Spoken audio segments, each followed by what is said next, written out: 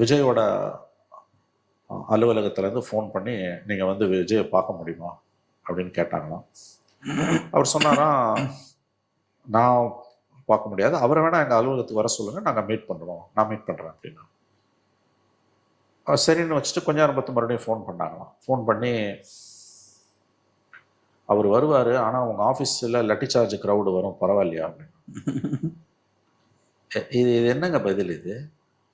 This was the temperament or கேரக்டரில் lathi charge நடந்தா நீ வந்து என்னை பார்க்கணுன்ற, your dialing up an editor of a prestigious national daily, number 1 daily இந்த கண்ட்ரி, இந்தியாவோட நம்பர் 1 டெய்லிக்கு நீ ஃபோன் பண்ணுற, இந்த எடிட்டரை வந்து பார்க்க முடியுமான்ற.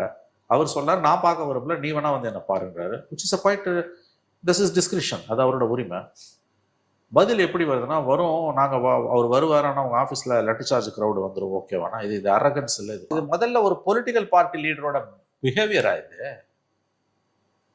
இவ்வளோ பெரிய லீடர்ஸுங்க, பெரிய பெரிய தலைவர்கள் வந்து பத்திரிகை ஆசிரியர்களை போய் பார்த்துருக்காங்க. நான் சொல்ல இப்போ இல்லை, அந்த காலத்தில் மிகப்பெரிய தலைவர்களாக இருந்தவங்க எல்லாம். இது என்ன பதில் இது? But this shows the character இல்லையா?